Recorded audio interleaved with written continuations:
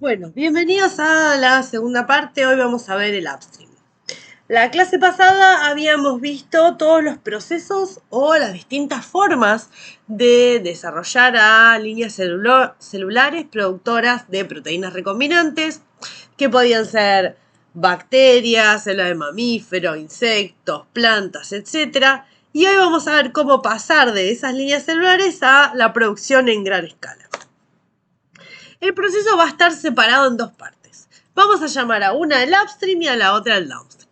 La parte del upstream es la que va a estar más relacionada con el crecimiento de las células y el uso de los bioreactores. Entonces, en este paso vamos a partir de un vial, una muestra de las células estas productoras, y las vamos a ir creciendo cada vez en cantidades mayores hasta ser capaces de llenar el bioreactor de producción. Y una vez que alcancen la densidad adecuada y el nivel de producción de nuestra proteína recombinante, vamos a detener el proceso y vamos a empezar con el downstream. El downstream va a tener que ver con todo lo que va a hacer las etapas de purificación para llegar a un producto con el nivel de pureza ideal para la finalidad que nosotros querramos. En el caso de la biotecnología farmacéutica, van a ser proteínas que van a ser aplicadas en pacientes. Por lo tanto, el nivel de pureza va a ser superior al 99%. Entonces, el proceso del upstream, ¿dónde va a empezar? Va a empezar cuando tomemos un único vial del banco de células de trabajo. Y ahora vamos a empezar a ver qué es esto de hacer bancos.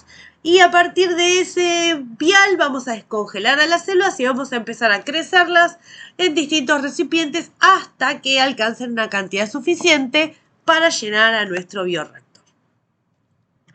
¿Qué es esto de los bancos? Bueno, nosotros necesitamos que todos los lotes sean iguales, porque vamos a hacer una producción farmacéutica y todos los lotes deberían ser iguales para otorgarle a los pacientes siempre el mismo producto. Para asegurar esto, ¿qué vamos a tener? Vamos a hacer lotes o vamos a generar viales con productos homogéneos de células que después, cuando se descongelen, sean iguales y me aseguren que cada lote va a ser idéntico. En el caso de los productos biofarmacéuticos, el producto es la línea celular. ¿Por qué? Porque un clon va a dar características especiales como glicosilación, niveles de producción, características especiales a la proteína, y eso se puede asegurar siempre que la proteína venga del mismo clon. Entonces, el clon que se registra tiene que ser el mismo con el que después se van a realizar los lotes productivos. Uno tiene que tener el lote o los bancos de trabajo iniciales, y a partir de esos mismos bancos de trabajo son los que inicialmente van a formar parte del ensayo clínico, pero también va a ser los mismos productos que voy a darle a los pacientes. Vamos a ver esto de cómo llegamos a lo que es el Master Cell Bank. Y vamos a repasar un poco de lo que vimos en las clases pasadas. Teníamos al gen de interés, que era el que codificaba para la proteína recombinante que queríamos hacer. Eso lo clonábamos en un vector de ADN y terminábamos este paso introduciendo este vector de ADN en las células huésped, que podían ser células de mamífero, insecto, bacterias, las que querramos. En ese proceso lo llamamos transfección. De ahí teníamos un pool de células transfectadas y teníamos que hacer un proceso de clonado para asegurar que vamos a trabajar con un único clon de células y por lo tanto todo el producto celular va a venir de un único origen. Y así aseguramos que es una producción lo más homogénea posible. Entonces vamos a tener que seleccionar durante las etapas de desarrollo al mejor clon productor, el que tiene las tasas más altas de producción, pero también el que tiene los mejores patrones de glicosilación, que puede crecer en un medio definido, puede crecer con o sin suero, tiene una cantidad de insertos determinada. Vamos a seleccionar algún clon. Esos clones, inicialmente chequeamos los niveles de producción en a baja escala en una plaquita y después vamos a empezar a evaluarles cuáles son los clones que tienen mejores niveles de producción en tamaños de mini bioreactores. Una vez que seleccionamos al clon que tiene las mejores características, vamos a expandir ese cultivo, vamos a hacer que ese cultivo se las crezca un montón y vamos a tomar ese cultivo y lo vamos a licuatar en lo que van a ser distintos viales que los vamos a congelar. Este primer nivel donde voy a congelar las células que efectivamente producen la proteína va a ser lo que vamos a llamar el Research Bank. Este Research Bank va a tener una cantidad de viales determinada, generalmente no muchos, y va a ser representante de todo el desarrollo de la proteína.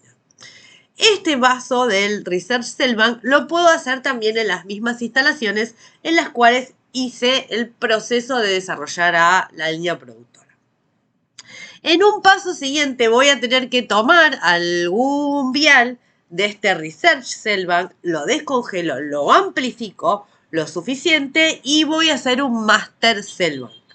Este Master Cell Bank va a ser el que después voy a empezar a usar para generar cada uno de los lotes productivos y también los productos que voy a usar durante el ensayo clínico para demostrar la eficacia y seguridad de mi producto. Entonces, ¿qué es lo que voy a tener? Voy a empezar en un nivel arriba, que vamos a ver que dice, es el cultivo nuevo de la línea productora. Sabíamos que se llamaba el Research Cell Bank. Este lo voy a amplificar y voy a generar las ampollas, lo que va a ser el Master Cell Bank. Cuando tengo que pasar a mi sistema de producción, ¿qué es lo que voy a diagramar? Bueno, voy a diagramar cuántos lotes de producto voy a hacer, por ejemplo, en un año.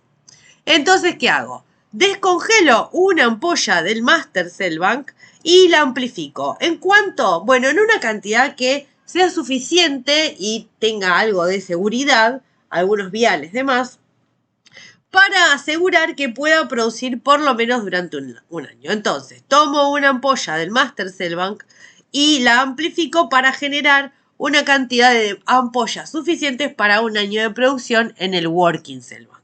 Entonces, cada vez que empiezo un lote nuevo, tomo una ampolla del Working Cell Bank y esa es la que uso para inocular a cada uno de los cultivos hasta llegar al bioreactor. Si hago, por ejemplo, un lote por semana, ¿qué debería? Y bueno, debería tener 55, por lo menos 55 ampollas, póngale 70, cosa de que si a alguna le pasa algo, tenga algún lote, tengo que descartarlo, tengo que volver, bueno. Pero esa sería más o menos la cantidad de ampollas que tendría nuestro working y aproximadamente el máster uno podría hacerlo de 300 ampollas. Tendríamos como para producir 300 años. No va a pasar algo así, pero capaz que necesito escalar la producción o algo ocurre. Acuérdense además que se deben tener niveles de seguridad, no guardar todas las ampollas en el mismo tanque, etc. Entonces, yo voy a sacar una ampolla del Working Cell Bank y la voy a poner en un recipiente inicial, un bioreactor de tamaño reducido, que lo voy a usar como semilla para otro segundo bioreactor y así sucesivamente hasta llegar al bioreactor de la escala de producción. Ustedes me preguntarán, ¿por qué no descongelo directamente la ampolla del Working Cell Bank y la tiro adentro del bioreactor? Porque las células tienen problemas para crecer en baja densidad. Si yo descongelo una ampollita, que suelen ser aproximadamente 2 mililitros, y la pongo en un bioreactor de 1000 litros, la probabilidad de que esas células efectivamente crezcan va a ser muy baja. Entonces, imaginemos que estamos trabajando con células de mamíferos. Las células de mamíferos son las que se usan más comúnmente, por ejemplo, para producir a los anticuerpos monoclonales. Entonces, ¿qué podemos hacer en este caso? Bueno, ¿cómo generamos las células para los bancos? Vamos a tener que congelar a las células. Entonces, este procedimiento de congelado tiene que ser un proceso lento. ¿Por qué? Porque cuando yo puedo congelar de manera puedo ir bajando la temperatura de manera gradual, me aseguro que sea menos probable que se generen cristales de hielo que terminen dañando a la estructura de la célula. Y al revés, cuando los descongelo, el descongelado es muy rápido. Yo saco el criovial del nitrógeno líquido y directamente lo pongo en un baño a 37 grados. Hay que usar cultivos que tengan una viabilidad alta, se sugiere mayor al 90%, y además usar algunos productos para evitar también la formación de hielo, que suele usarse el DMSO, el dimetilsulfóxido o el suero. ¿Por qué hago bancos? Bueno, hago bancos para evitar el riesgo de tener a esta línea creciendo de manera continua y evitar la posible contaminación microbiana que se nos pueda dar, contaminación cruzada con alguna otra línea celular y evitar que el evento de crecer esta línea celular de manera continua nos pueda generar cambios morfológicos o genéticos en la línea celular, y alguno de ellos podría repercutir en las características de la proteína recombinante que estoy tratando de fabricar. Entonces, nosotros ya vimos algunos tipos de bancos de células, habíamos visto al Research, al Master y al Working, y ahora vamos a ver algún otro banco que es el End of Production. Entonces, el Master, ¿qué era? Era la primera expansión uniforme de las células que habíamos desarrollado y producían la proteína recombinante. Antes del Master teníamos al Research. Del Master pasábamos y teníamos al Working, que es una expansión uniforme del Master y es la que vamos a usar para generar a cada uno de los lotes. Y el End of Production Cell Bank es una distribución homogénea de todas las células que estaban adentro, o una representación de las células que estaban adentro del lote del bioreactor. Y podríamos evaluar distintos parámetros de estas células. O sea, cuando termina el proceso de producción, vamos a sacar una muestra de esas células y las vamos a congelar y vamos a tener un nuevo banco que es el fin de la producción, End of Production. Todas estas diapositivas están tomadas de una capacitación que dieron investigadores de CONICET con Innovate y una consultora de asesores, así que por eso tienen el nombre de los que desarrollaron inicialmente esta parte del material. Entonces, todo proceso o producto tiene que tener un banco celular maestro y un banco de trabajo. Los bancos celulares son un requisito para poder empezar los ensayos clínicos, teniendo que contar con ellos previo a empezar los ensayos, por ejemplo, de fase 1. Se van a almacenar en nitrógeno líquido, en tanques de nitrógeno líquido, donde podrían permanecer guardados por cientos de años. Tamaños estimados de los bancos entre 100 y 300 viales pequeños de 1 y 2 mililitros. Y en los niveles de producción comercial suele usarse DMSO, ya les había puesto DMSO suero. El suero puede tener algunos contaminantes propios del suero, pueden llegar a ser contaminantes virales, etc. Por lo tanto, se prefiere en estos casos DMSO. Pero tengan en cuenta que el DMSO en contacto con las células puede ser tóxico. Entonces, hay que tratar de tener a las células en presencia de DMSO el menor tiempo posible. Entonces, de vuelta, acá teníamos al Research Cell Bank, obtuvimos al Master Cell Bank y a partir del Master podríamos tener los distintos Working Cell Banks. Cuando nosotros vamos a descongelar un crial, este descongelamiento tiene que hacerse en condiciones estériles y se debe llevar un registro de los niveles de nitrógeno que tenía el tanque, de nitrógeno líquido, en qué posición exacta estaba este vial, en qué sala estaba ubicado el tanque, en qué tipo de tanker, en qué cajita, en qué posición, exactamente todo. Se debe tener registro de qué lote de medio de cultivo se usó, qué suplementos, glutamina, suero, buffer, etc. Qué equipos se usaron durante este proceso, cuántas células había cuando congelé, cuántas células viables hay exactamente cuando terminé y todos los operadores que formaron parte de la producción de este proceso. Todo esto tiene que estar registrado en lo que vamos a llamar el batch record. Después, ¿qué vamos a hacer? Bueno, vamos a hacer una expansión de esto. Entonces, hay que tener cuidado porque también vamos a tener que mantener todo esto igualmente en condiciones de esterilidad, en una área GMP. Acuérdense que esto va a seguir todas las normas de la industria farma. Y evitar que las células se encuentren en condiciones de estrés. Si las células están en condiciones de estrés, pueden tener alteraciones metabólicas y genéticas que después me terminen alterando la calidad de mi proteína recombinante. Ahí vamos a dar lugar al paso de producción del banco. Entonces, ¿qué vamos a hacer en este caso? Tenemos que asegurar también la esterilidad del equipo de la sala, de los operadores. Todo esto se resuelve con profundos entrenamientos. Hay que registrar la temperatura del cultivo, los lotes de cultivo, los medios que usé con y sin DMCO. Acuérdense, el DMCO es tóxico, que traten de que esté el menor tiempo posible con las células. Y por eso hay que registrar el tiempo. Hay que saber que este proceso tiene que durar el menor tiempo posible.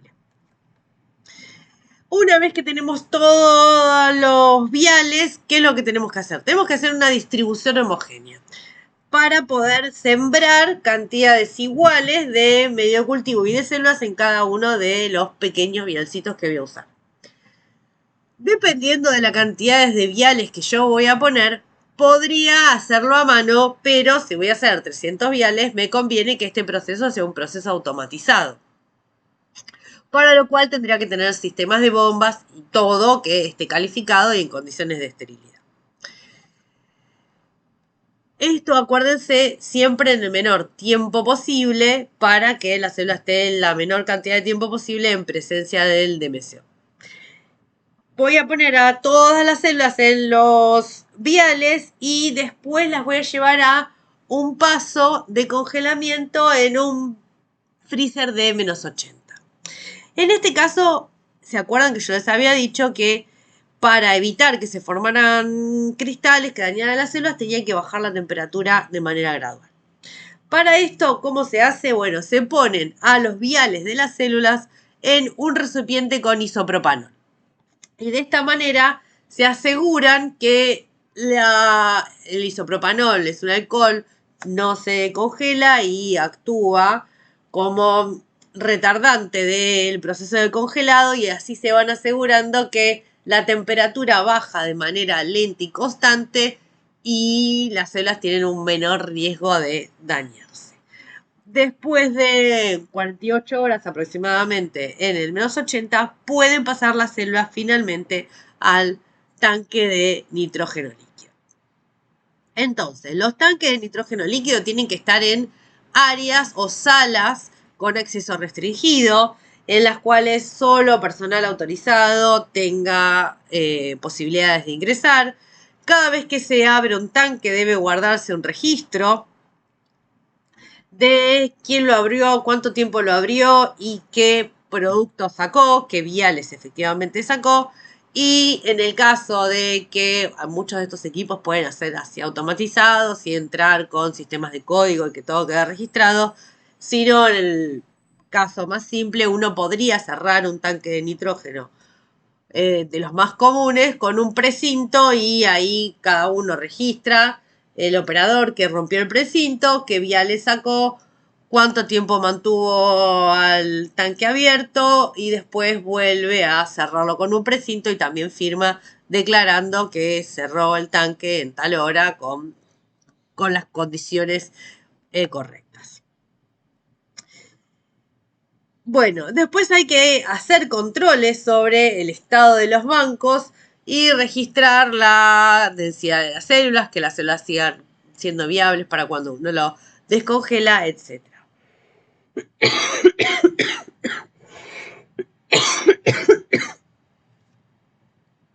Distintas agencias regulatorias en el mundo lo que hicieron fue generar documentación, que son estas normas ICH, para saber cuáles son los pasos de control que deberían llevarse a cabo en los bancos celulares. Entonces, de estas guías participaron FDA, EMEA, etcétera. ¿Y qué es lo que dicen? Bueno, determinan qué tipos de controles hay que hacerle a cada uno de los bancos. Entonces tenemos al Research, al Master, al Working y al End of Production. Siempre deberíamos chequear que el banco es estéril y no está contaminado y que tampoco tiene contaminaciones por micoplasmas. La identidad sería chequear que el banco o las células efectivamente producen a la proteína que queremos fabricar. Después tenemos que ver que están libres de otros agentes, de retrovirus y de algunos virus específicos. ¿Por qué se pone libre de virus específicos? Porque nosotros deberíamos asegurar que está libre de todos los virus. ¿Pero es posible chequear contra todos los virus? Posiblemente muchos que ni siquiera conozcamos, no. Entonces, en determinadas zonas geográficas, América, Europa, Oceanía, etcétera, hay un listado de cuáles son los virus más prevalentes y se debe chequear que no existe contaminación por esos virus más prevalentes y ahí aseguramos que si no existen estos tipos de contaminaciones, lo más probable es que el banco esté libre de virus. La fermentación de las células microbianas, bueno, va a ser bastante más sencilla. También voy a tener un banco de células. Voy a tener master, working, etcétera. También va a haber procesos para congelarlo. Posiblemente los compuestos para mantener a las células no se usen exactamente de MCO. Podremos usar glicerol y haya algunas variaciones en la generación y en los procesos de congelado, pero van a seguir pasos similares. ¿Qué es lo que tenemos que tener en cuenta? Bueno, las células microbianas y las levaduras van a poder vivir en medios de cultivo mucho más sencillos y esto nos va a reducir a los costos totales. Por lo tanto, muchos productos, si es posible fabricarlos en células bacterianas o células de levaduras, pueden ser fabricados en estos sistemas que suelen ser muchísimo más económicos que ir directamente a una célula de mamífero. Además, ¿qué tenemos que tener en cuenta? Bueno, tenemos que tener en cuenta las temperaturas óptimas para crecer a estas células y los tiempos de duplicación. Acuérdense que las bacterias duplican cada 20 minutos y una célula de mamífero muchas veces cada 24 horas. Algunas están adaptadas y pueden replicar cada 18 horas. Pero esos son los tiempos estimados. Después el medio de cultivo. Bueno, voy a necesitar medio de cultivo para llenar finalmente a mi bioreactor y después poder ponerle las células y empezar a producir. ¿Qué es lo que tiene que tener? Bueno, el medio de cultivo tiene que proporcionarnos todos los nutrientes que las células necesiten para poder crecer.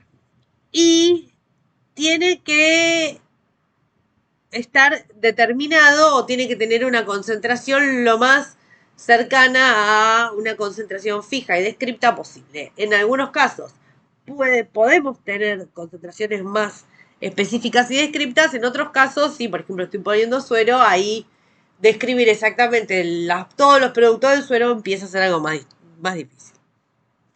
Entonces, ¿qué va a tener? Bueno, va a tener una fuente de energía como la glucosa, nitrógeno que puede estar dado por aminoácidos y los lípidos que los vamos a incluir como ácidos grasos.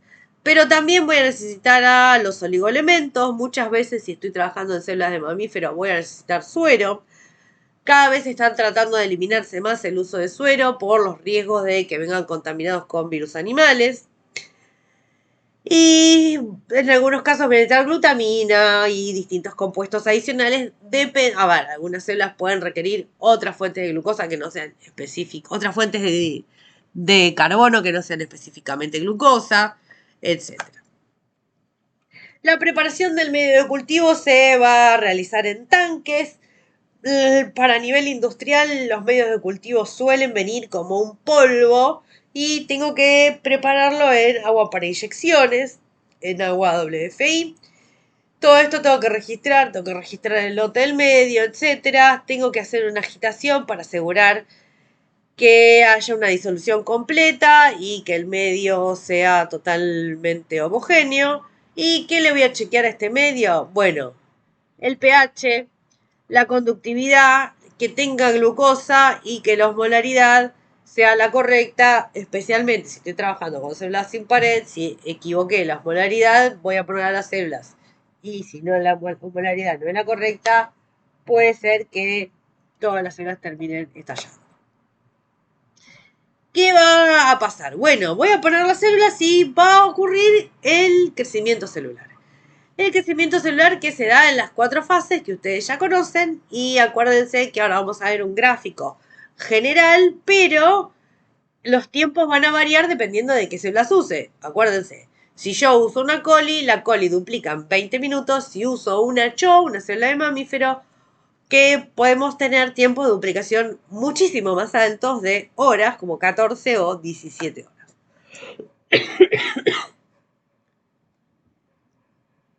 Entonces, cuando yo inicio el cultivo voy a tener una etapa lag en la cual las células están creciendo. Y muy posiblemente en los primeros tiempos del desarrollo del cultivo, yo si tomo una muestra es posible que vea pocas o ninguna célula. Hasta que hay una concentración de células estable y un punto límite en la cual empezamos a ver que hay un crecimiento que podemos ver que es una etapa logarítmica, y si voy sacando muestras a lo largo del tiempo voy viendo cómo aumenta la población de células.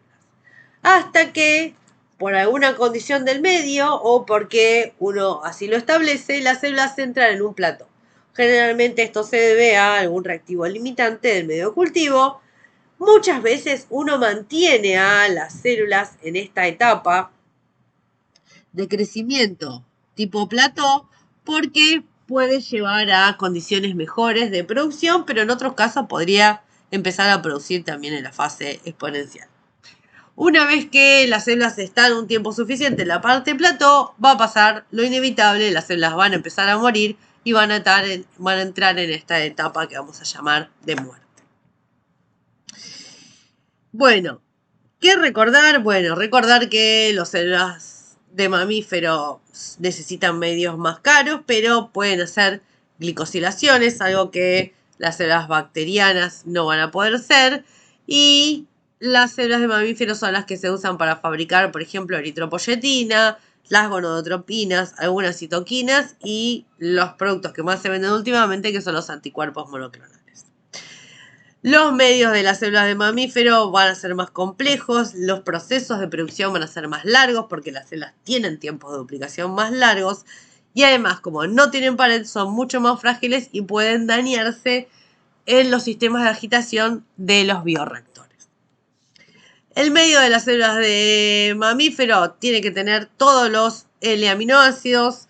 Las células de mamífero no tienen aminoácidos esenciales que no sintetizan y voy a tener que proveerle todos los aminoácidos. Voy a tener que darle muchas o la mayoría de las vitaminas, sales como los oligoelementos, la fuente de carbono, antibióticos. Antibióticos solo para casos de que estoy haciendo ensayos muy pequeños en escala de investigación.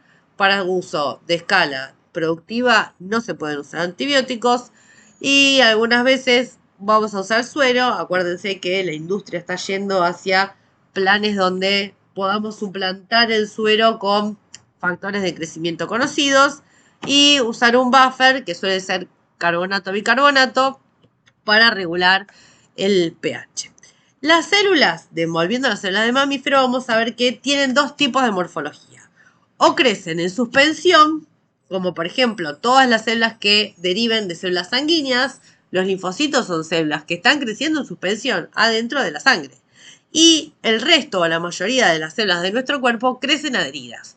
Por lo tanto, vamos a decir que crecen formando monocapas. Entonces, las líneas celulares que derivan de linfocitos o de alguna otra línea, como deriva de una leucemia o linfoma, van a crecer en suspensión, mientras que las células que deriven de tejidos sólidos van a crecer en adhesión. Pero, ¿qué puede pasar? Puede pasar que nosotros seleccionemos de alguna manera líneas celulares en adhesión que tengan la capacidad adicional de crecer en suspensión. Ejemplo, las células CHO. Acá tenemos las células que más se usan en la industria. Una de las que más se usa es la célula CHO, que deriva de células de hámster de ovario hámster. Las células de ovario obviamente crecen en adhesión, pero hay clones adoptados que pueden crecer en suspensión. Lo mismo con las células VHK, que son fibroblastos que vienen de hámster bebé o de fetos bebés. Y los fibroblastos son células que crecen en adhesión, pueden en algunos casos adaptarse a crecer en suspensión. Lo mismo las células Vero. Las células Vero son células que derivan de riñón de mono. Se usan para producir vacunas y virus, y las NSO son las células que vienen de un mieloma, o sea que ya están en suspensión y se usan para producir anticuerpos monoclonales. Vamos a dejar acá y seguimos en un video nuevo.